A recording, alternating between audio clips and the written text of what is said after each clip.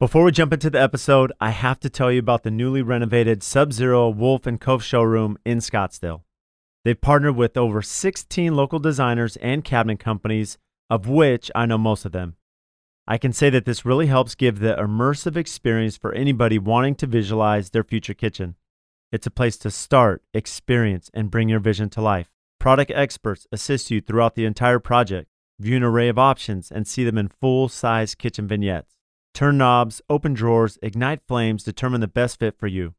Chef-led demonstrations provide the opportunity to ask questions of the experts that use them every day. Schedule your appointment at subzero-wolf.com/Scottsdale, or you can call 480-921-0900. We will never sacrifice on quality. The full body aspect of our product and the high quality quartz, it really reflects in when you look at Cambria. It has the depth. It's clear. It's because of the quartz crystals that are so clear and beautiful that then take on the colorways and the different veining structures that are so different than anything you see out there. And all of that is so intentional. Welcome to the Ep168 Construction Podcast, and today our guest is Summer Kath, who is the Executive Vice President of Design at Cambria. And it was great to have Summer in. We spoke a lot about titles and company culture. This was something that goes back to a couple episodes ago with Al Trellis, who really was big on company titles and how that can affect culture, empowerment, dedication from the team. We spoke about just the application of, from a large firm to a small firm, mentors, how they play a role, and how this can greatly impact our companies and businesses. A lot of great content, especially as we get into design and collaboration and our network and how those relationships play a big role in years to come. So without further ado, let's get started. So welcome to the Ep168 Construction Podcast. And today we have a special guest in the studio, Summer Kath. Welcome, Summer. Thank you, Brad. This is such a cool room, I have to say. Yeah, it's amazing. And people get to see this room, but it's pretty cool. Yeah, it's interesting. We've been doing the podcast for 3 years now. Not very often do we get our guests here. I know you're from Minnesota. You happen to be in town, so the timing worked out perfect. But most of our guests are remote, so they don't get to see the setup here with Greg behind the scenes. What he's done is pretty amazing. Greg, you did this.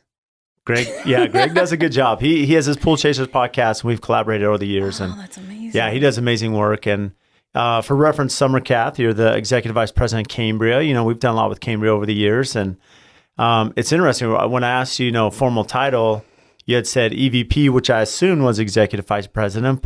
And then we were kind of talking beforehand about titles. And it's interesting. I had a guest on just recently, Al Trellis, and he was big on titles. And something that he said in the podcast that we used to clip on, he's like, there's a lot of businesses that'll say titles aren't important. Right? My team doesn't care about it, but usually it's the owner saying that, whereas the employees actually care. There's ownership, there's pride, there's... Totally. So from your position, seeing your role to maybe when you first started Cambria to now as Executive, Vice President of Design, how does that play a role in kind of your day-to-day? It is so important. And I will say I started at Cambria 20 years ago. Wow. Yeah. I can't believe it. It's unreal how fast time goes. I mean, how long have you had your business? So I started AFT in March will be 10 years. So coming up on 10 years. It zips by. Mm-hmm. Yeah. And when I started, I was a wee 25-year-old. And I think I started with the title of marketing manager. And nobody really had titles because everybody was pretty much doing everything. I mean, you started your own business, right? You're kind of the I do everything utility guy. Yep. And things that you probably have no business in doing. But it's so fun because as I've grown up in this company, I was employee 30. Wow. We're now at 1,900. That's Think incredible. About that. I don't know everybody's names anymore, which is bizarre. And but it's impossible because we're a pretty huge North American company. But as I was growing in my career and getting new titles, it is important. It says something about you accomplished something and you're being recognized for it. And then when you have a business card, which we don't really use business cards anymore, do you? No, not really, but there is something to it. Maybe in your email, or even there are times where you pass maybe your contact info or whatever, but it is, people still see it. Or the website. Yeah, exactly. I feel like I use less, but the trade show's coming up. I'll probably use them again. I mean, we'll use them at the trade show, yeah. Yeah, that's true. But I will say I've gone from, a manager to a senior manager to a vice president to one of the first female executive vice presidents in the family history, that was a really huge deal.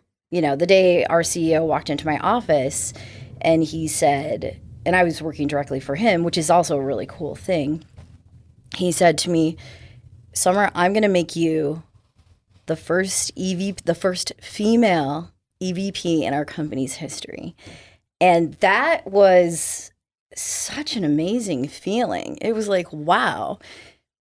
And I really felt like I earned it. And that means so much more.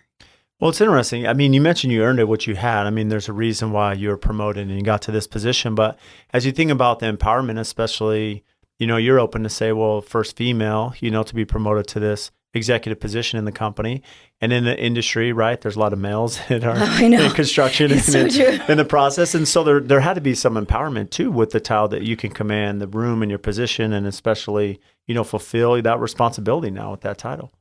What also was really cool is there's a lot of females at Cambria, a lot of sales. We have, a lot of our market reps are women, and it's so fun to empower other women. I've seen women, our marketing department grow, and for them to get titles of VP and EVP and just, we all raise up together. And that team camaraderie, which is such an important part of our culture, and you don't see or feel that everywhere.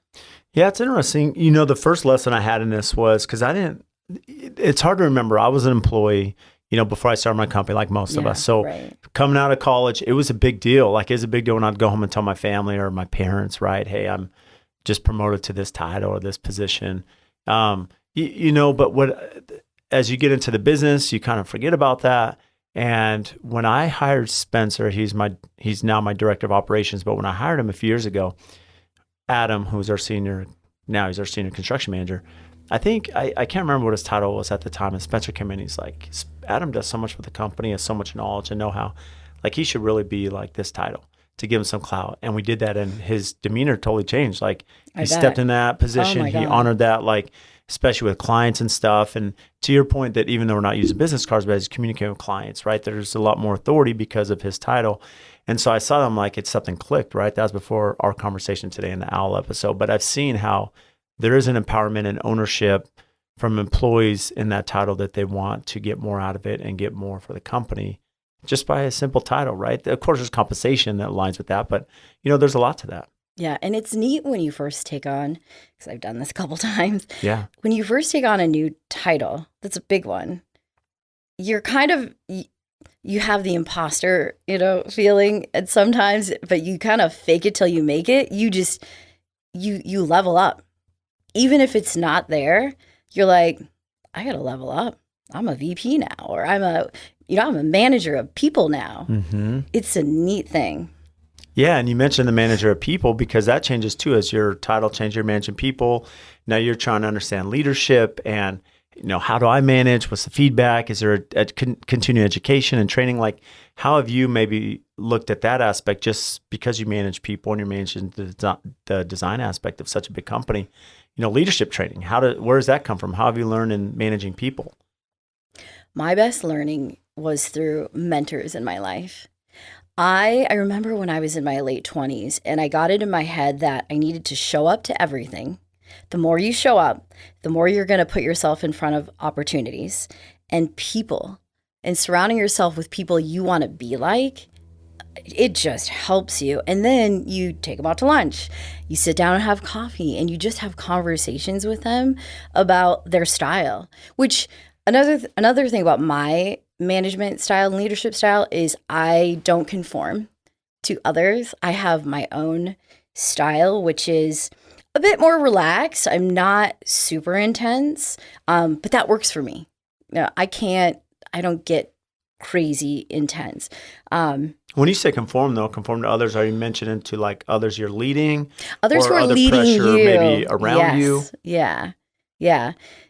And it's great when you surround yourself with, CEOs of other companies or, female vice presidents of big companies in Minneapolis like Best Buy and General Mills who have been trained. I mean, they have amazing training programs. Now let's go into our industry. Our businesses don't have those types of, we are training on the job. Cambria and I grew up together and still are. Still trying to figure it out. Like, yeah, but we all are. But when you're in those companies, and I wouldn't want to grow up in that company, I would have a really hard time, but you can learn some really key things that are a little bit more formal. And they help and give you insights in how to effectively manage people and get the team going in the direction, you want to get going for the business. And it's tough. I mean, as you think about this, you mentioned mentorship. I mean, I look at, where you're managing a lot of people, and some of us probably listen to this episode may have 3 employees or 10 employees, maybe 17, such as myself. That's totally different than a couple hundred, right? 1,900. As you speak about mentorship, there's so much we can gain from other industries, right? Other entities and how other, you mentioned General Mills and you mentioned Best Buy and companies that have a lot of structure and organization. What are some of the mentors you've had in your career, especially for the female side, that have had a big impact on you? This is an interesting one, not in big, blue chip companies, but one of our brand ambassadors was Cheryl Teagues. I don't know if we were friends. This has got to be like 8 years ago, but I didn't even know Cambria then, so. Yeah, I know. So, do you remember who Cheryl Teagues? You're younger than me. So do you know who that is? I don't. Oh my gosh. Oh yeah. Oh my gosh. So Cheryl Teagues was a model. She was a supermodel in the days before Christy Brinkley. She was one of the first supermodels to be on the Time cover 3 times, to actually have a name associated with her. So she was epically famous and from Minnesota. But she then moved to California and became this huge supermodel. She was our brand ambassador for 8 years. And if you can For Cambria. Okay. Yeah. And at that time, part of my job in marketing was to manage our ambassadors. Mariel Hemingway also was one of our ambassadors. But Cheryl she was an amazing mentor because she taught me how to handle any pressure, anything around, that came at you that could blow up your ego with grace. And she taught she treated everyone just as a friend and as equals. And she was just so fascinating to me because I have met so many celebrities or people, with that stature that were just mean or didn't really care. And she taught me to, give grace to yourself, but also just care for humankind all over. And to me, that was a huge part because as a manager or a leader, everyone around you matters. And you have to treat people with respect and, be kind. It's really hard. It's interesting. I think some of the most powerful influences I've had, similar to you, Summer, is I look at people that maybe had the clout to have an ego per se along with them, but they have this ability to really look at you, make eye contact, listen, right? It's easier said than done, but to be normal, like you may have this imagination of who someone is, that you've seen on TV or seen online or, but then you meet them and you're like, wow, they're way nicer, more presentable than I thought, right? They're more direct. Whereas some are just like you mentioned, they have this ego or like I'm better than you, or they don't really have time for you. And you can feel that, like anyone can feel that. And so it's tough, but it's interesting that you had learned that early on and how that affects you as a manager, because when people feel that they can trust you, right, and that they can relate to you, that they are going to work hard and be more passionate about what they do. And I think you can take that into developing relationships and business development for a business. And that was a part of one of my roles I had at Cambria was I built up a business development team. This is when we were doing Cambria style magazines with celebrities on the covers and, artists who were doing performances for our huge charity events like Steven Tyler and Zach Brown. And so I was kind of the tip of the spear going out and developing those relationships and bringing them in and then making them work for us in so many different ways. And I think that when you can be relatable and get people to trust you, you can take that anywhere. Yeah, it's interesting. So with that role, as you're working with, these ambassadors for the company, was this a strategic element of Cambria as you're thinking about marketing? Cambria is trying to build their brand recognition and, their notoriety and reach, if you will. Was that intentional to go after some of these A-list celebs? And you mentioned Cheryl Teague, she's from Minnesota. So again, back from homeland, right, of Minnesota. How did that play a role in the marketing and growth? Yeah. So, in the beginning, our ownership built this countertop business from scratch. We were coming into this industry with zero clout. I mean, it was ground up. And so we had to build a brand both on the consumer side and on the trade side. So we needed the push-pull.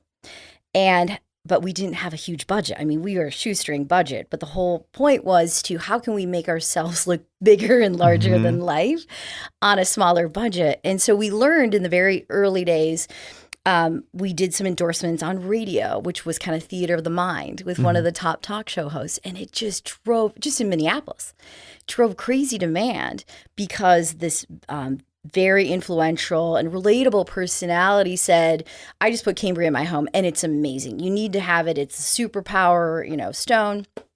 Our phones went berserk. We went from 14-day delivery to, oh my gosh. How are we going to keep up with the demand? How are we going to keep up? And that was amazing. That was just a tiny, small scale. And, our Marty Davis, our CEO, very smart guy. He understands relationships and influencers before they were even called influencers, which is so neat. This is 20 some years ago. And then we got into the Cheryl Teague's ambassadorship, which helped us not only, putting her on the cover of our magazine and doing ads, where at that time, our core audience were the people that grew up with her pinned up on their wall. There's some pretty epic pinups that she had. And we learned that, through these influencers, ambassadors, it was a good strategy because it wasn't the multi-million-dollar Super Bowl commercial. We couldn't afford that at that time.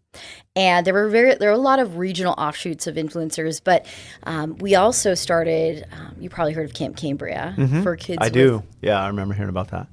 Have you ever come to one of our concerts? I haven't come, but I've seen like some of the videos and photos and stuff, that you've done. It's pretty amazing. Oh my gosh. So that was a neat one. Whole story there, how we got into juvenile arthritis. But to raise money, and Marty and his brother Mitch were so smart because they live on this amazing lake in Minnesota, Minnetonka. Have you been yet? I haven't. Okay, next time you come. So I need to go. I love summer, Minnesota. I've only been there a few times, but it's a pretty place. I mean, do you remember Purple Rain? When Prince says you need to baptize yourself in Lake Minnetonka. Yeah, and then she jumps in. That's not Lake Minnetonka. Oh, it's not? That was the movie. Yeah. But anyway, so this is an epic lake. It's like the Hamptons of Minneapolis. I guess I can call it that. And there is an empty lot where we would host concerts to raise money. And we would raise, $1 million for each concert minimum. And that's where we brought in, Zach Brown Band and Steven Tyler and a number of other very huge bands. And through that, we put them on the cover of Cambria Style, and then we would do other offshoot regional events with them that just helped raise and elevate Cambria in our stature. And that really helped at that time. And then there came a point where we didn't have to do the big celebrities anymore because our brand had expanded through all these relationships and really leveled up. It's the same thing when you see, an actor with driving a Buick. Did you think a Buick was cool until, who was it? Tiger Woods was driving a Buick. And then all of a sudden you're like, a Buick is actually not my grandfather's car anymore. Right. Right. And so there is, we all know that, right? Celebrity endorsement, it works. And that's why people do it, but it's very expensive. We found a way to do it through charity, right? So we could get these people involved with our charity, and then we would also get involved with their charity. It's brilliant. And if I interrupt you for a minute, what's interesting about that is you think about the humanitarian side, right? So here local, and they're not in Minnesota because of their business model, but In-N-Out, right? The burger chain, right? That's I know. My kids crave it when they come here. They're like, we can't have it at home. Yeah. So it's interesting about In-N-Out. Like you think about price-wise, it's very comparative to, most of the fast food chains. Five Guys is kind of double the price, a little different operation. But going back to kind of the thought process here, what's interesting about In-N-Out is they're really big humanitarians. So years before, sex trafficking with youth has been a big thing. In-N-Out's been big on this charity fundraising. They have this Slave to Nothing where they help kids, in foster homes and sexually abused and sex trafficking and stuff. And they've been doing this for a long time. And the humanitarian side, right, is such a big part of their brain, just as Cambria has done with Cambria Camp, right? Camp Cambria. And what I've seen is that it's easy for someone to look at Cambria and say, well, this is a big corporation. They have the money. Well, hold on. Like a lot of people ask, well, Brad, how do you build a small company? Like, how do you get your name out there? Well, we worked at the homeless men's shelter, right? In Mesa as a company. There's time where we can take our whole company. Next year, we're going to be working with, there's a couple service projects that are helping, where they need labor. These are low income homes where they just need people to come do the work. Perfect. I could take my team. We can go serve and go do that, right? And so there's little ways we can do things, sponsor our kids, my daughters, who have been in cheer, musical theater, we can sponsor. And so there's little things that get involved in the community like you've done. And again, that's another way that you've built kind of the brand and reach through Cambria. Yeah. And also, I think it's important when you're developing relationships with, whether it's the trade or designers or influencers, you're supporting their charities as well, and that goes a long way, that you really care about, like if you had a charity and we sponsored your charity because we care about what you're involved with and all the efforts that your employees are taking their time to go out and make a difference.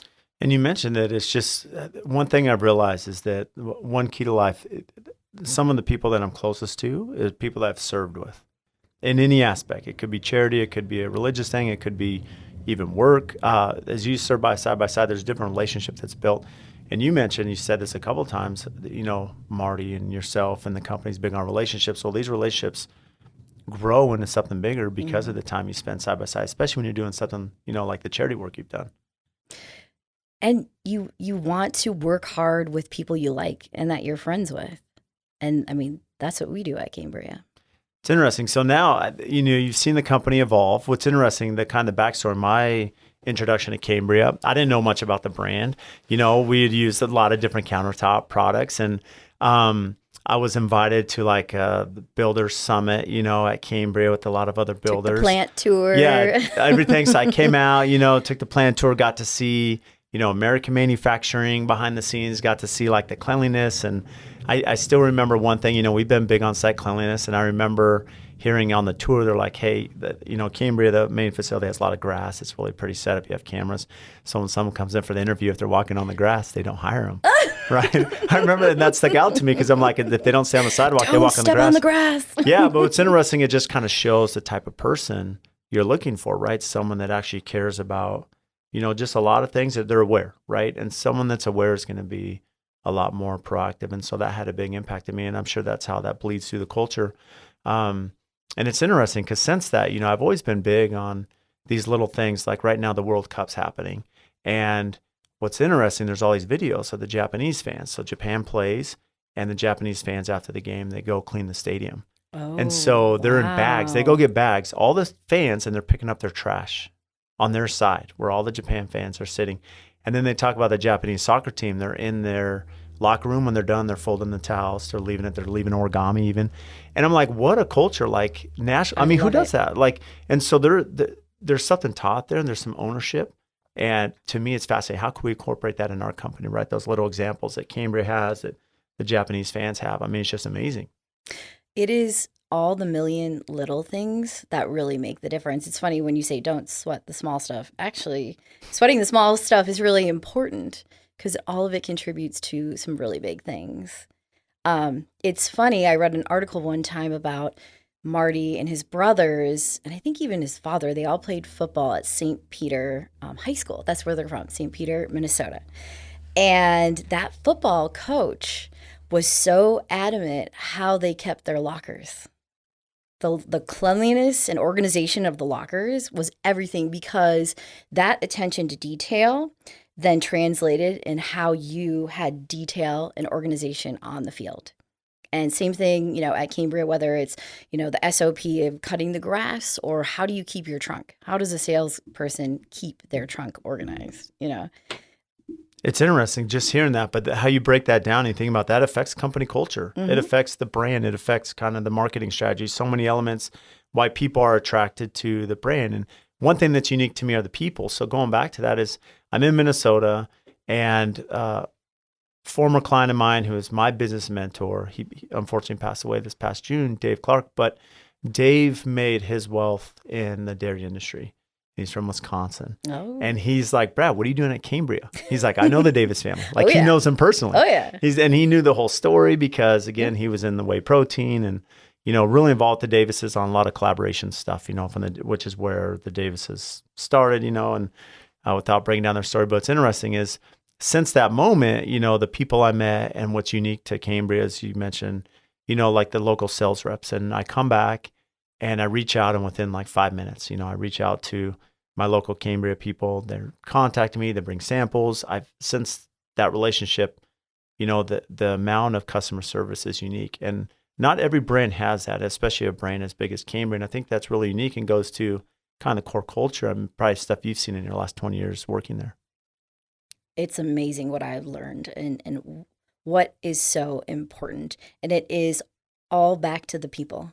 It really is. And it's, I've seen a lot of people come and go and that it's not the right culture for them. But that culture in 20 years, it has evolved because it's refined, right? You bring in new people that bring new inspiration that build the company even more in a really amazing trajectory, which I love because there's a lot of people who have moved around and then they get new cultures and new experiences that kind of mold them and create more variety.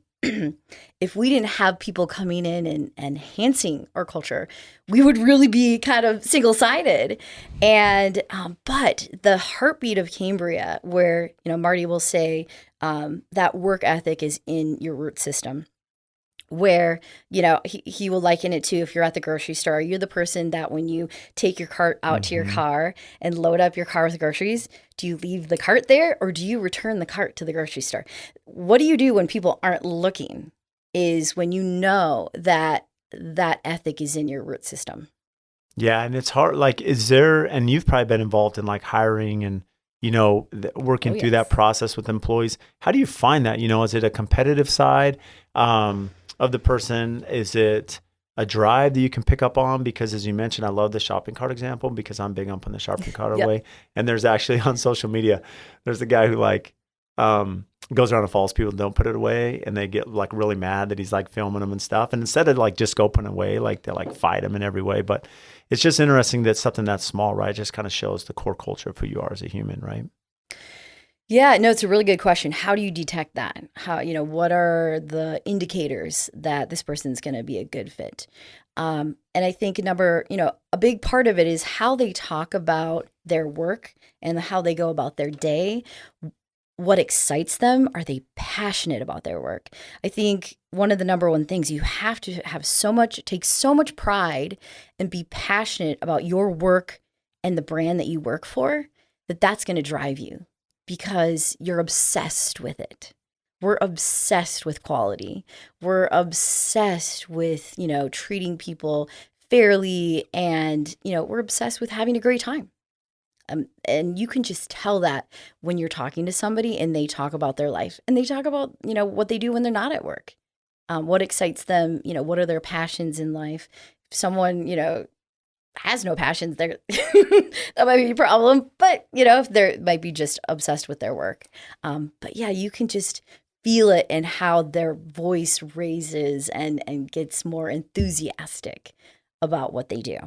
This episode is brought to you by Pella Windows. When it comes to building homes at AFT, almost every project has Pella Windows. And they've been just an incredible partner of ours. And locally, Sammy and Adam, they are not only amazing business partners behind us, but they are super close friends. And I speak on the podcast all the time about the importance of relationships, right? Relationships with our customers, with our vendors, with our suppliers, because at the end of the day, I'm only as good as those that help our brand and assist us in our projects to take it from the ground up all the way to completion. And if we didn't have partners such as Pella, there's no way we'd be who we are today. Over the years, we've built this amazing relationship. When we call them or email them, they respond. They're quick. Their company culture, their integrity, their honesty, they are always there to do what's right for us and the customer. They can do anything from small replacement projects to large custom homes and even multi-million-dollar commercial projects. And also, when you think about their product line, they can do ultra contemporary, historical preservation, and large traditional projects. So for anyone, any scale, any size, they're the ones to call. They're here local. They have an amazing Instagram. Make sure and give them a follow to see what they're doing. So if you need windows and doors, give Sammy and Adam a call. We stand behind Pella. We love what they do, their culture, their brand, and especially their quality. And if you want to learn more about Pella Windows, check our show notes. We'll have everything tagged there so you can give them a follow and have their contact information to reach out. For those of you that have listened to the podcast, you know how big of a fan we are of Build-A-Trend and that we have used this software for the last 4 years. And many of the guests that we've brought on the podcast are also Build-A-Trend users. And in this day and age, with as busy as all of us are in construction, as complicated as it is with escalation pricing, lead times, tracking, organization, all of us need a good project management software to help simplify and organize our business. And there are a couple features that we love a ton about Build-A-Trend. And one is the owner portal. The other is the daily logs. And these are features that we use daily, right? Half of my clients are out of state. And as an owner, it is so imperative how we communicate with our clients, with our team, with our customers. And through Build-A-Trend, this allows us that quick connection. They can check at any time. We can communicate with them. We're up to date. This has actually helped us win jobs, win projects because of that organization, especially at pre-construction. And Build-A-Trend also offers a ton of service on the back end, training and understanding and workshops, to help us use their software effectively. They also have the podcast, The Building Code. To learn more, head to buildertrend.com/AFT to get a 60-day money-back guarantee on your Build-A-Trend account. That's 60 days to make sure you love this product with no pressure, and I know you will. Part of the reason why I love working with our vendors and partners, right, that supply amazing product to us as a builder is, we can see as a builder kind of things that you're doing, right, at Cambria that I'm like, oh, that's really smart. I should implement something, to that effect in my company. I even look at, it's one thing to have, all the vehicles look the same. And yeah, there's a branding aspect, but more there's a professionalism. And I look at the Cambria techs that come out. It's pretty rare. I mean, to be honest, we do a lot of Cambria. It's pretty rare that we have techs come out and service it. But on occasion they do, and they're very professional. Yes. They're dressed, professional, the way that the customer service side communicates with our customer. And it's this really organized process. And so many of us, as I apply this to the building side, we're good at maybe selling the job or maybe good at coming in and starting construction. But how are we on servicing that? How are we in our warranty department? How are we, in that relationship down the road? Right, yeah. And there's a lot of things to learn from Cambria to do that. This, as you mentioned, this passion in the brand. How do I instill that in my employees and, our process? Give them a better title. Right? Comes back to the very beginning. Give them a better title. Lay them out. Systems, as you mentioned, systems and organization and backup and support and all the things that they need. What's interesting is Cambria, Summer, you and the team are really involved in our net zero build. We're doing, the Desert Comfort Experience. It's also in conjunction with the iconic home here in Phoenix. So it's the Net Zero House of the Year through Professional Builder. And this has been big. It's been a big part of our company over the years to get in building science and homes that are more sustainable and, use less energy and are better for the environment in so many ways. So, Cambria, why did you want to get involved in the net zero home? And I know that you also have products that are, working in that line of sustainability as well. Yeah. I think we're getting to the day here soon where that's just the way we're going to build, right? We wouldn't even talk about it as being sustainable. It just will be. Has to be. And, we're kind of in that moment where we're moving in that direction. But, since the beginning, Cambria has always been committed to sustainability and energy efficiency, obviously for many reasons, but also for the planet. If you look at the fact that we are, domestic, we're right here in the middle of the country in Minnesota, and we're vertically integrated. So we own all three. We have three now of our quartz mines, which are in Canada. All three are in Canada, right? All three are in Canada. Yeah, not too far away. Right. So, therefore, you're not seeing containers of Cambria unless we're selling, obviously globally, but we're really focused on North America. Yeah. So just from a carbon wise, yeah. Yeah, from a footprint standpoint, we're here, and that also controls our quality. So all that quartz, we get to actually use the best of it, and we have enough quartz for hundreds of years. So from a sustainability standpoint, we're not pillaging, all over the planet. We're in one place, and we're taking really good care of that land. And then when you go to our plant, our 1 million square foot plant where you've been. And since you've been there, it's grown. I was just there in June. So you had just opened up another side to help with some of the luxury product, absolutely. That is one of the most exciting things. I can talk about that in a minute because that's our $1.6 million expansion that literally opened last month. And yes, those luxury products are going to start flowing like wine, which is exciting. Which is great. Yeah, you like that. But back to our plant. I mean, we recycle 100% of all the water, and we use a lot of water. If you think about the tooling, I mean, you saw it, right? To be working with stone, and we have on site. You saw them. Yeah. Those water filtration. I mean, we just added 2 more for the 6th line. And 100% of the water is recycled, and we save $1.6 million or 1.6 million gallons of water a year. So that alone, and then it's huge. I mean, we're in the desert here. You're here visiting the desert, and water's a big thing. But it's a big thing everywhere, and just to be able to reuse it. And I know that when I was there, they showed, here's how we recycle and use that, because water is predominantly used in what you're doing, and it's in the manufacturing side as well as the cutting side. That's right. Fabrication. Everything else. Yeah. Yeah. So that's huge. We've always done that. And then we in 2020 launched 4 recycled products. So we now have down the road about a mile from the facility, we have a crushing facility. So any Cambria products that are rejected or maybe not used at the fab shop, we crush everything up. And, we parse out the ones that are usable, and we've created 4 designs made from that recycled Cambria. It is pre-consumer, but it is using recycled of our own products. I know competitors use recycled glass or other things, so we're really trying to just reuse all of our materials. And then some of the crushed up Cambria we actually use for roads. We sell it, we donate it. So we're really trying to just reuse as much as we can. I love that. So, I mean, to that point, you said pre-consumer. So essentially, it's not like someone who's buying this product is going to have something that's in someone else's house, right? Whatever, right? I mean, there's a reason it's rejected. The quality maybe didn't match. That's right. But you're using that, and then as you mentioned, there's still product that you can use for roads and infrastructure and stuff that's going to be consumed anyways. But here, let's help to that. And I know Kohler. I've had Kohler on. I've been in a Kohler plant. Same thing. They have their Ansax tile line, which is recycled, and they're really big on this. And it's really important, to see these, manufacturers of big size, such as yourself, that are really caring about how can we maximize, all the product we're using to not only benefit the customer, but also the environment at the same time. We all have to do our part. And you as well, because you're doing this net zero house. And I'm assuming that your practices are now probably more sustainable than they were 10 years ago.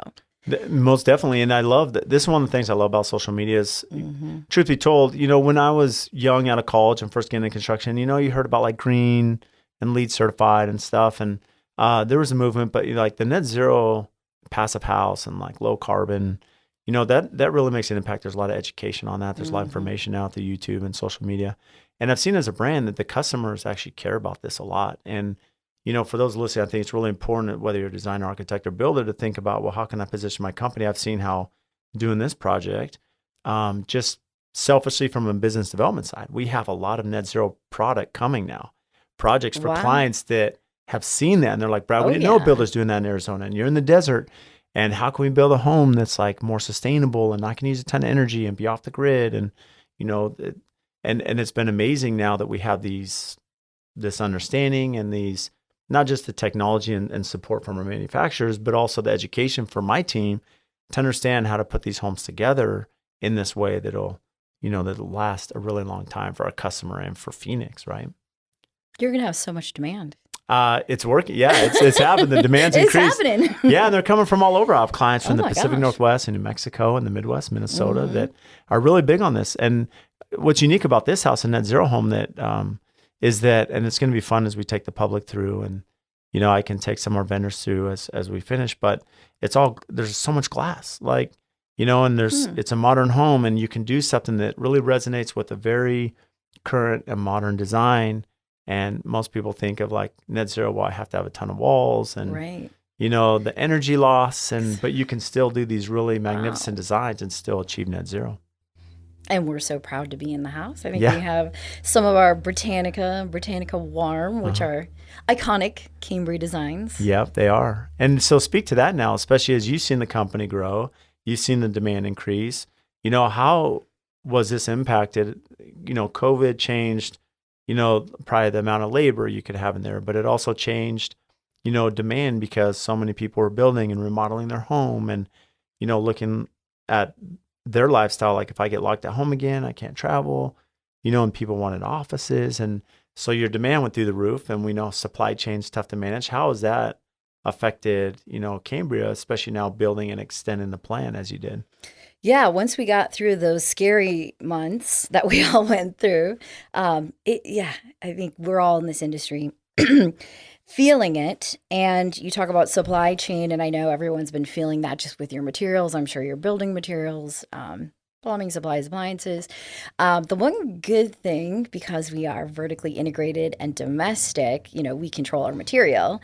So I would say the only struggles we've had through this last 2 years is finding employees. And you probably are feeling that also. I think everyone can relate to that. Everyone can relate. I mean, in Minnesota, we're 2% unemployment. We're one of the lowest in the whole country. And, but we're finding the people and we're keeping it going. And now that we have this line 6 open, I mean, for us, it was more about the capacity internally. It wasn't about getting materials or things that we needed externally. We can't OEM our product. We have state-of-the-art technology that we invented to do designs like Britannica and beyond. And that's why we had to add that line 6. And we were going to add line 6, which is what you saw the makings of in 2020. Yeah. And that got kiboshed. Yeah. So it got delayed. And, this is equipment that we order from Italy, bring in, and also design our own. That takes 18 months to 24 months to order, design, implement, and go. So you think about planning for growth with that. You really have to plan ahead. So for us, those are more of our challenges. Whether it's in a pandemic or, who knows what's going to happen, next year, obviously with inflation. But we're feeling pretty good. I mean, we're looking at what does that next line look like? Line 7. We have to now because you have to plan 2 years in advance.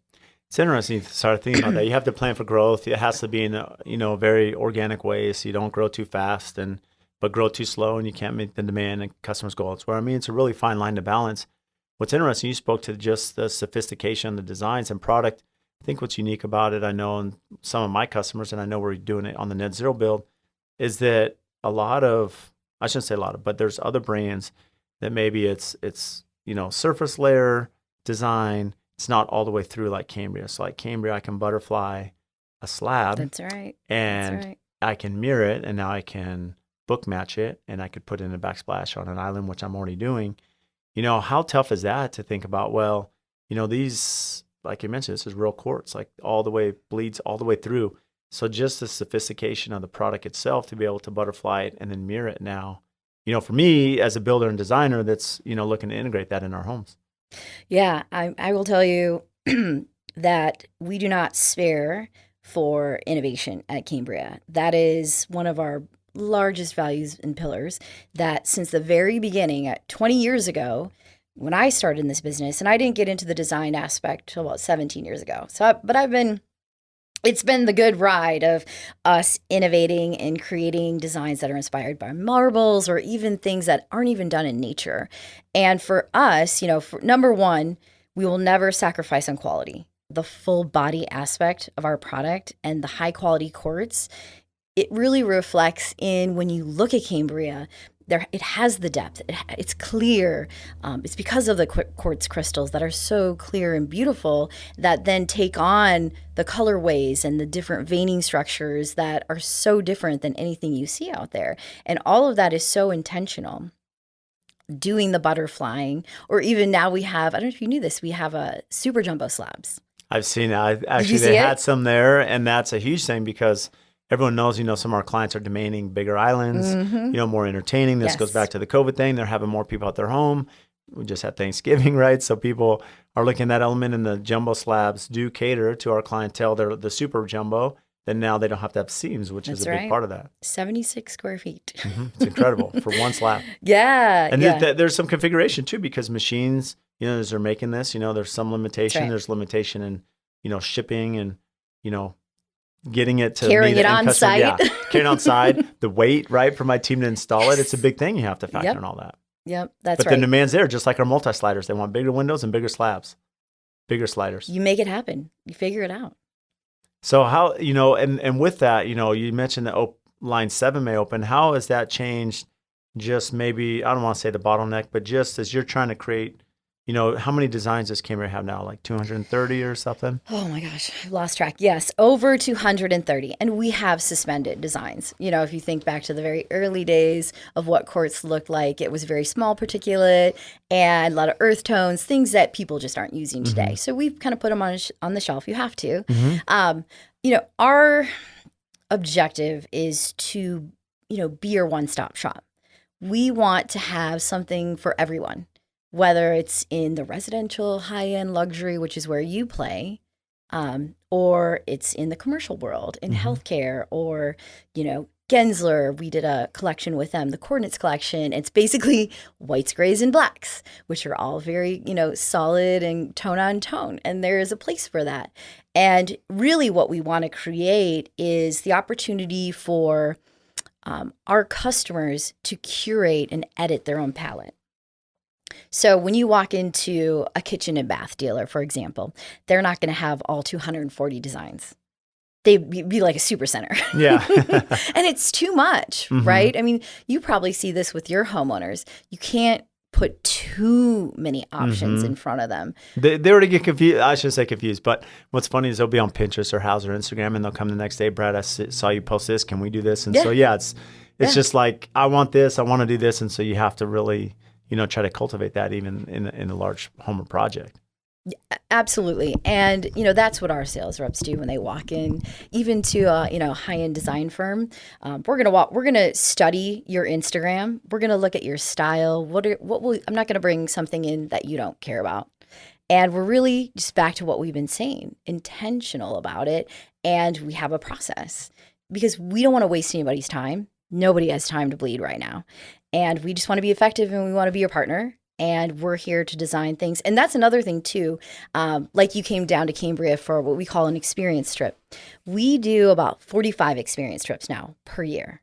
And a big part of that also is we sit down with a roundtable and we get their feedback. Not just feedback on, how are we doing business with you and how can we be better? How can we better market? But what designs are we missing? What can we do to serve you? And that's a big part of my role at Cambria is going out and talking to those influential specifiers, if you will, all around the world and going to the European shows to really develop new, exciting designs that homeowners are going to love. That's my job. So with that job, and especially around design, for us maybe behind the scenes that aren't aware of how long it takes for you to get through this design process, if you come up with the concept of your team, Summer, how long does it take from like idea to implementation? Like just that window of time and R&D, because there's a lot of that goes into it. I mean, you have to be on course and make it look great. And I mean, there's an art and science to this, and I didn't go to school to, design Quartz countertops. It's not at the universities. So it's really unique. And how long does it take? If we have the existing technology today, we could scale up 3 to 6 months. Our R&D process, it is literally kind of like as an artist, when do you walk away? We could continue to tweak and tweak and tweak. It's so much different than a product development where you're kind of creating an object and you're like, yep, this is the object, go make this object. Mm-hmm. This is like a canvas and we are manipulating the colorways and the veining structures and the depth. And as we're prototyping, we might do 2 prototypes and go, oh my God, that is it. It's beautiful, go. Or it could take, 20. And then, so it is our job. Well, there has to be replication too. Like you look at like some of the Britannicas. Make it again. Yeah, you have to be able to make it again. There has to be some sort of consistency even though you're trying to make it look organic and natural as well. Yeah. And that is our engineer's job. So that's where I really partner with our engineers as far as, they're the ones that translate the creative direction into the quartz countertop with all the different size quartz and colorways. And, when we get to something, yes, this is amazing, then I have to ask the question, can you make it 1,000,000 times just like this? And sometimes the answer might be, I don't know. Yeah, if they're being honest. And then we actually can say, we'll make it anyway. So with that, I mean, from your side, Summer, I would imagine you can't be in all 45 of these, retreats or summits out there to get all this feedback. So for you and your team, how are you, networking with architects and designers to follow the latest trends? Where's the customer base going, at trade shows? And, where does that inspiration come from in that networking, as you continue to advance the brand and design? Yeah, I mean, it's amazing, this social media thing we have now. You sure can consume a lot just sitting there. So, that's the start of it. But I definitely go to Maison Objet in Paris. They also have Deco Off, which is amazing. And I network with, it's American designers in Paris for a week. And you're with designers from all over North America, which is great. You don't have to go to every state. The ones that are really influential and they invest in themselves, those are the important ones, because if they're investing in themselves to be better designers, going to Paris, going around the world, and then also going to Salone, which is in Milan. Have you ever been to Salone? No, I'd love to go though. So your Cucine, which is the kitchen and bath, it's every 2 years. It'll be in 24. You have to go. Okay. It will blow your mind. And I get so much inspiration, not just, like looking at marbles and stones. That's great. But, I'm beyond in 20 years looking at marbles and stones. It's hard to find something new. Yeah. Right. Just tweaks and different styles of Calcuttas, which is great. It's more about abstract and colorways. What are the colorways coming? I went to Salone this year and brown was everywhere. This chocolate brown. It wasn't black. And, that I can take and translate into my work to make sure that I'm following the trends, because U.S. follows Europe, but it doesn't always translate exactly. Right. And markets different, like in the Midwest, like you're going to see a lot of different, maybe in some ways it could be more of a conservative palette as opposed to maybe a coastal city. Right. Or even like Chicago. Or like Southwest. Southwest is totally different. Yeah, here is totally different. It's like bringing the outside in. Yeah. And you have a lot of that with the desert, Yes. Inspiration. And I've spent a lot of time with some really cool designers here, and I have a few meetings. I'm meeting Jamie Rose tomorrow. Oh, awesome. I'm excited. Yeah, Jamie's amazing. She's amazing. And I'm showing her our new designs we launched last week. One that is, do you remember a year ago, we had a conversation with her. So yeah, Jamie and I have been collaborating behind the scenes on some stuff. Yeah, so I'm hoping she likes what I have to show her. Some of her good, influence went into my work. Yeah, that's amazing. And that's pretty neat. As you mentioned, is the relationship side, right? Mm-hmm. And, Jamie, we have some pretty neat projects going with her, and I know she's been a big fan. And so it's neat to see that, that. And the same thing, I went to Coverings. I mean, that's the first time I really went to. I saw you there. Yeah, so we saw each other's Coverings in Vegas, and I was amazed. Like, there's just a lot of product and manufacturers from overseas and local, just other stuff that, I'm aware of as a builder. It's really important to understand kind of what's up and coming as well. And then a big part of it's the installation practices. And then the warranty side, I look at Cambria. Well, I know if I put that in, it's going to be really low maintenance. It's going to be non-porous. I don't have to do a ton of work over the years. So for me and my brand, it's like, okay, this is very beneficial. And so it's really important as a builder to understand what product am I put in the home and what exposure do I have as well. Exactly. Don't put that marble in, Brad. Just a lot of work, especially if they have kids, some of our clients, and they're like, hey, or it's beautiful. Yeah. It is so beautiful. I would be the first to say. Yeah. So outside of, all the work stuff, like what do you do for fun, Summer? What keeps you busy? Oh my gosh. I am obsessed with travel. Well, I'm sure that inspires a lot. A lot of the designers and architects get a lot of inspiration from travel too. Absolutely. This year I was in Rome a couple of weeks ago with the Design Leadership Network, which is a really cool group of about 300 American designers. Wasn't Eric there? Peterson? Yes, was Eric? Okay, Eric I think Peterson, I remember my buddy him was there, our buddy. Yep. He's the only Arizona representation. I know he must have been. I saw him posting there, and we've done a lot with Eric. And in fact, we just had a groundbreaking with him, on Wednesday before Thanksgiving on this incredible home. It's going to be Oh. amazing. Yeah, pretty exciting stuff. Nice. He does some great designs. So He does. So how was that in Rome? It was amazing. I mean, talk about being an ancient city, that has had the root. I learned, you probably know this. Do you know that Rome is built on top of Rome, on top of Rome? There's like 4 layers. And that's why they can't have a subway system there, because of the ruins in the ground. And then we went to Amalfi Coast. So when I go on these trips, I'll take a weekend somewhere just to get different inspiration. And we went to, my husband joined me for the weekend. I'm newly married in this Congratulations. year. Yeah. Thank you. So now I have a partner in crime. We went to Amalfi Coast, to Positano. That was inspirational. Just, have you been? I've been to Rome and I've been to Venice, but I have not done Amalfi. We missed that, so we got to get there. But we're going to do the French Riviera in April of next year, my wife and I. So we're excited about that. Amazing. Some of that southern part of France and Spain. Yeah.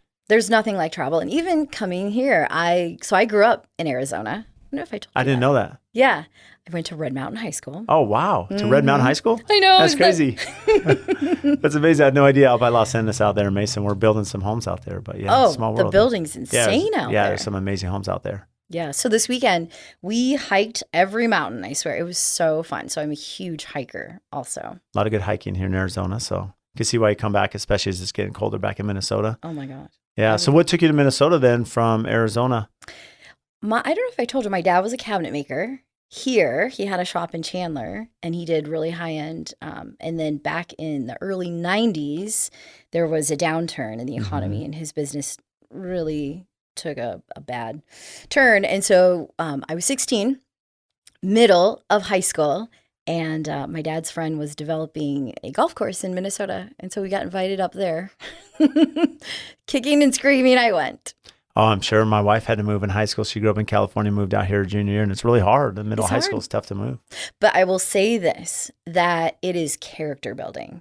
Your first day of your junior year, walking in, knowing nobody, and, sitting at a lunch table all by yourself and having to develop friends, that is changing. It could go one of two ways. And for me, it went in a really good direction because I learned that I loved people, and it was very easy for me to develop relationships very fast. And at that age, that's tough. It's really hard. I speak to my wife, and she's the same, junior. She moved to her sophomore, junior, same as you. Fortunately for me, I was in the same high school, but I think what was unique for me is the middle school I went to, only, 10 or 12 kids from my middle school into my high school. So again, you're going to a high school where they all have friendships. They've known each other in elementary and middle. And now I'm here trying to figure it out. And there is some character building to that where you're out of your comfort zone. It's really hard. I mean, I'm sure you go to a lot of networking events. It's tough going to a networking event where you don't know anyone. When you interrupt people that are having a conversation, right? How do you break in? Exactly. No, it is. And how do you do it in just such a natural, friendly way and break up somebody's conversation? Because everybody's in conversations, right? But yeah, but there's no doubt that it affect, like, in a good way, positively. I mean, you could take it that way, that it affected your drive and personality and your communication and, building relationships, which is a big part of our business and what we do. Every day. Yeah. It's interesting how you can look back at those. A lot of times we go through difficult times as individuals, and people. Mine was 2011. I won't go into it in this podcast, but that was a really dark time for me. And, you go through that, and as you look back, there's a lot that can be gained if you're, as you learn from that and you kind of use it as a catapult, if you will, instead of like the poor me side, which is hard. I mean, most of us are humans, so it's easy to kind of get down those pits of despair, I know, you got to dig deep. Life's crazy. Be positive. So what's upcoming and exciting now for you? I mean, you mentioned you have some designs you're going to show Jamie. What else is on the horizon? Yes. Oh my gosh, we're working heavily on the kitchen and bath industry show, trade show booth. The one that's coming up for end of January, February in Vegas? In Las Vegas, we'll be there. Baby. Yep. Good. It's 80 by 70. Wow. Completely new ground up from scratch. Wow. And that has been so much fun. So we've been working hard on that. And then 23, we've got 4 launches we're working on. So that's pretty epic. Looking at new textures, new colorways. And then in 2024, we're actually working on new technology for a whole new collection that's coming in 24. So Can't wait. Can't wait to see them all. I know. And Cambria's always launching new stuff, and you always have an amazing booth. We love to go by and bring in 12 of my employees. There'll be 13 of us at the Builder Show. Yeah, we're bringing in like the whole group, like the whole field. The whole troop. The whole field crew's coming. And then Megan and Sue, who are my coordinators, so they're pretty excited because it's going to be a fun little team building and, go see a lot of the vendors and stuff that we've had relationships with. So it's good for them too. I'm excited. It's Vegas, baby. It's Vegas. Yeah, we're going to have so much fun. Well, that's amazing. So where can our listeners find you, Summer? Where can they find me? In Cambria. Yep. So at Cambria or on a plane, or my social media, which we follow each other, which is fun. I'm at Summer Kath, Kath. Instagram's my go-to. I'd like to get better on the Twitter. Are you a big Twitter guy? Yeah. I haven't posted for AFT. Like I need to start AFT one. Cause I've been really active on LinkedIn and, TikTok and YouTube and Instagram, of course. But I've seen like Twitter, like there's definitely a need to get on that platform, with the clientele. There's a lot of people. Yeah. Although there's a little turmoil now. Yeah. Now it's a little crazy, but it's fun to see the banter back and forth, I guess, to some extent. So watch from afar, not be in the middle of it. Right. Well, yeah, exactly. Just voyeur. Well, that's good. So we'll make sure to have your social media handles tagged. We'll do that in our release. And can't thank you enough, Summer, for sharing kind of your expertise on, company culture and branding and design and all things you're doing. And so thank you for making time today. Absolutely. Let's do this again. We will. Let's do this on a hike. Yeah. That'd be fun.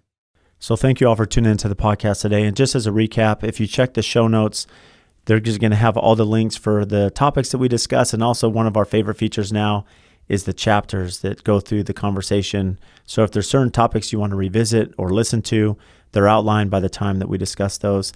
And again, we can't thank you enough for all of your support. Please make sure and download our podcast, subscribe, give us a 5-star rating and review wherever you download your podcast.